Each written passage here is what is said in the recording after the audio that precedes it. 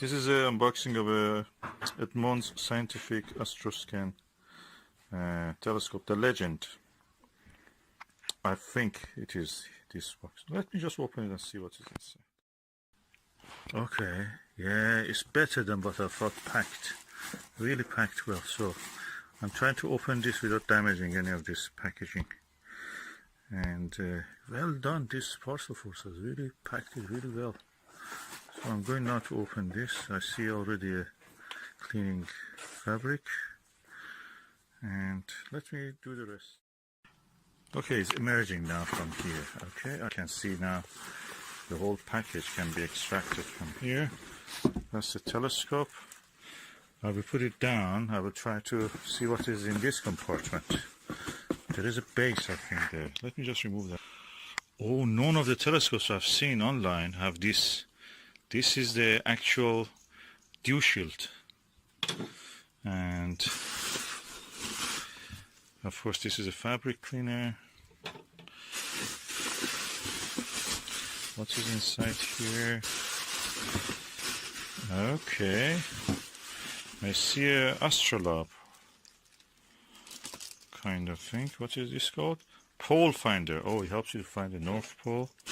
This book is the Stargazing 2016, a guide. And this is, I think, the eyepiece. Let me just open it.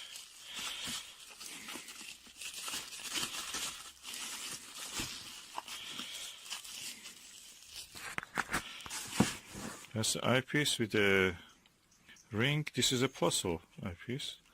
Oh yeah, Edmund Scientific Plusso.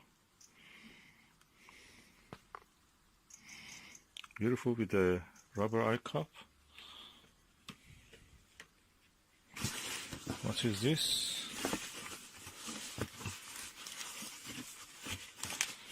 I have to cut. Oh, that's the neck strap for carrying it. Oh, lovely. Good quality. It has all the things that comes with it. And what we have here? Oh, red dot viewfinder. It must be one of the latest ones. It has a red dot viewfinder. Maybe 2000, post 2001. Yeah, it is after 2000. So this is one of the latest, so the mirror must be like new. Okay. I'll put this away. I'll take the telescope on board. Okay, this is the telescope itself. I'm going to unwrap it now. So, and this one layer removed, another layer, which is this one, also removed. There is a third layer here. Let me just remove this one. Okay, this is the third layer. The telescope looks kind of new, trouble-free. I think this red dot finder probably was attached to the original. Yeah, it looks original. There is no damage to the seam, so it must be one of the later ones. It has been saved in a sunny place, so the paint of this part has gone. It's written important.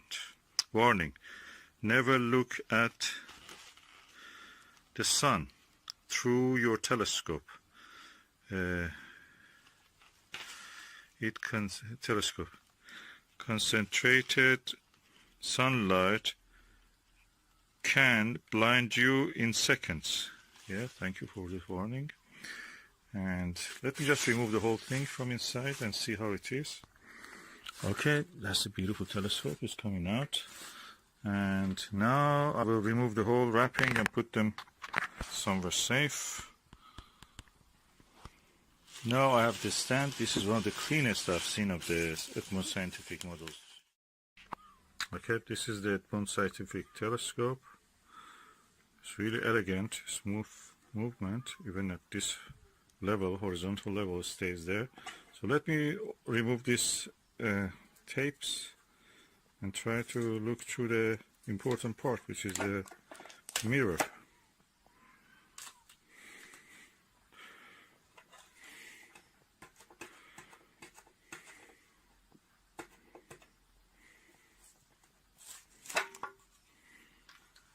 Okay, the elegant LED.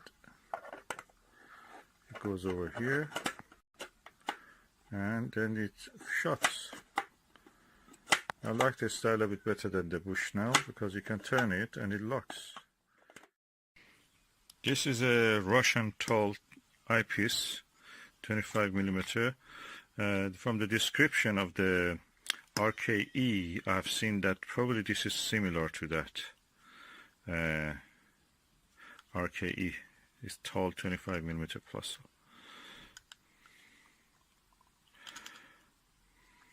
Okay, look at it. Now I'm going to put it on the telescope focus holder. Eyepiece holder, I should say. Okay, I'm excited. Okay, this is the focuser. Okay, fits there. That's great. I'm going to remove this cap. Let's look through it to something nearby.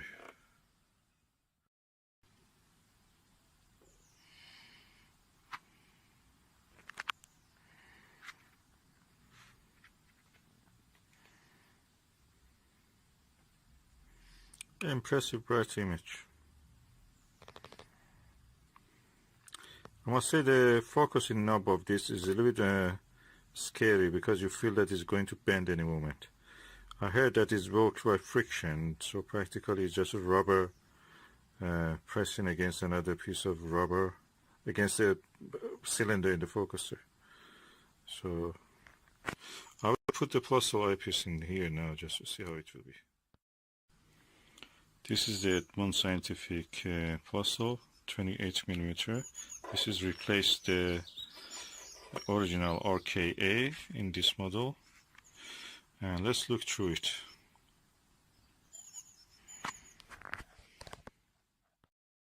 As you can see, because there is no edge on the eyepiece, I put the eye guard, rubber eye guard, and now I'm going to look through it.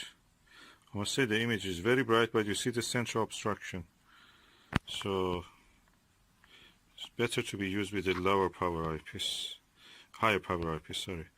20 millimeter, 22 millimeter probably will do well. Let me just see if I can bring one. So this is a Starguide ED 18 millimeter eyepiece, and I'm putting it the eyepiece holder. It takes it, so I'm going to look through this now. Very clean, neat image. Of course, it's upside down, as you can see. And I have to focus. Yeah, easy to focus on it. Yeah, nice. It's stable. And the mount is stable. It's holding the telescope well.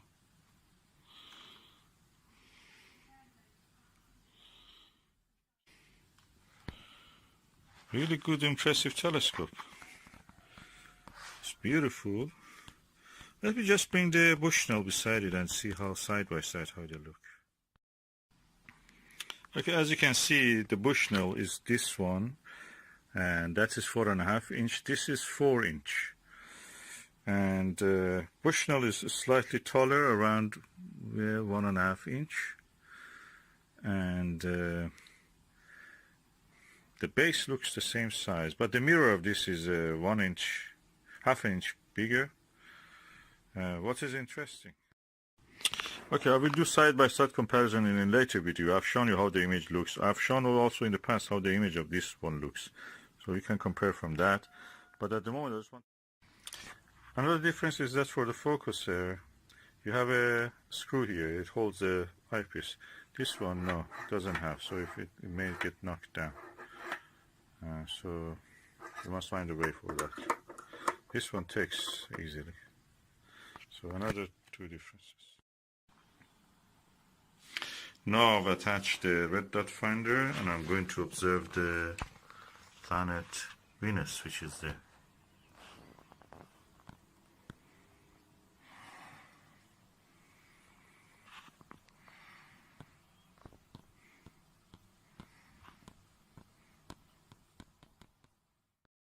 Okay, I have used its own Edmund Scientific Plusle 28 millimeter. I've used this Lantanium Soligo 2.5 millimeter long eye relief eyepiece. This is actually a Vixen, and now I'm using the Olivan zoom lens, and I can say this is really good. I really recommend this.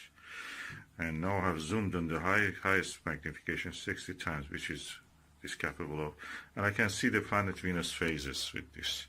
I must say the mirror of this telescope, what I found in the autofocus when I looked at the way that the secondary mirror image in the outline of the star, I can say that this is slightly off the collimation. It's not much, but it is.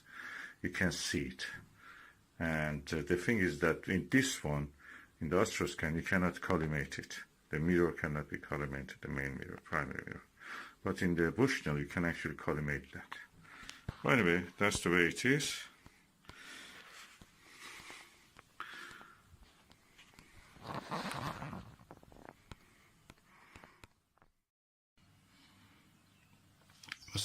I must say, holding the camera against the eyepiece is very easy. With the telescope, I can see the phase of Venus. Visually, I mean. With this, you see it's blurred a little bit.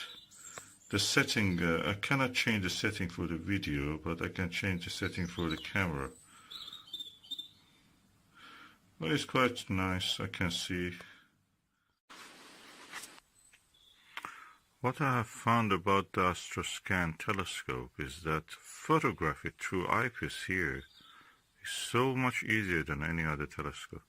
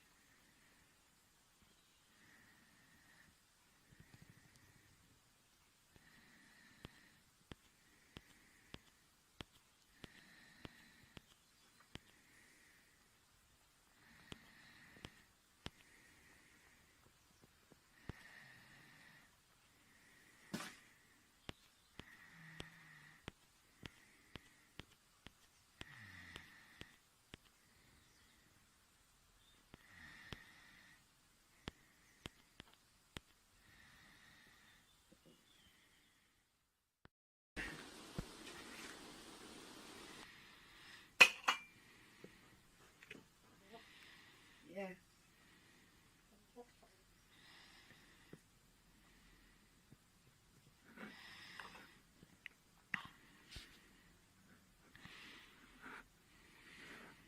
This is a blackbird, the bird which has a beautiful song.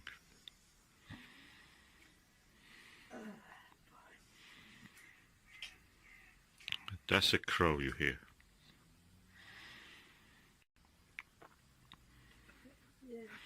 I think in many languages it has different names. I think they call it tuka in Caspian Sea region in Persia, Iran. And yeah, Mina also is, maybe it's called Mina.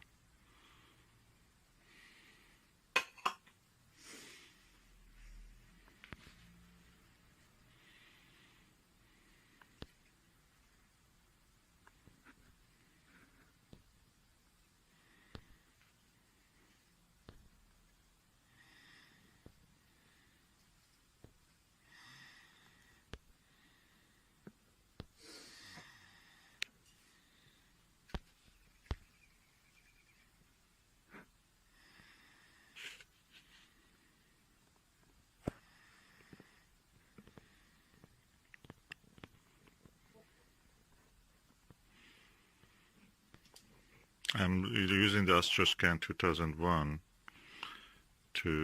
with a 28mm Plusle eyepiece of it. She hears the other. Oh, is it she or he, Susan? It's a little girl. Oh, she's a little girl. Little brown specks of her. Oh, ground specks on her. Brown specks. Little brown specks. You can see. Oh, she puffed. And when the light shines on her, the feathers reflect blue.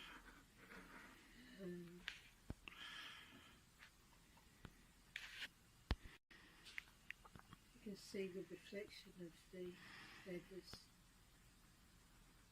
real pigmentation of them. It's beautiful. You can't appreciate beauty until you of an animal until you've actually seen. So we are in the final lockdown. As David Bowie has said, final countdown. But we think this is a final lockdown. This is the end. This is the one.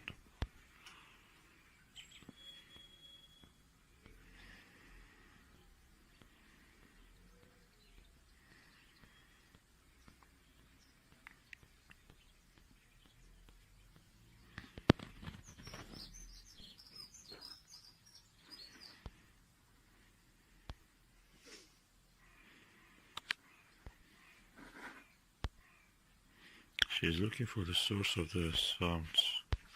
Where it's coming from, literature, it's really big.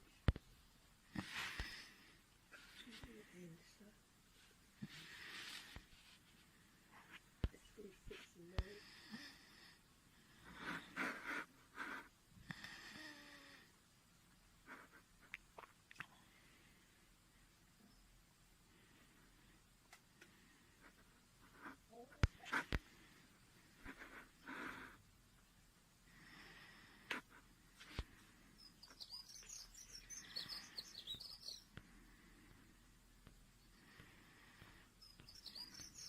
Some other singing birds, but when she sings, she has a most beautiful song.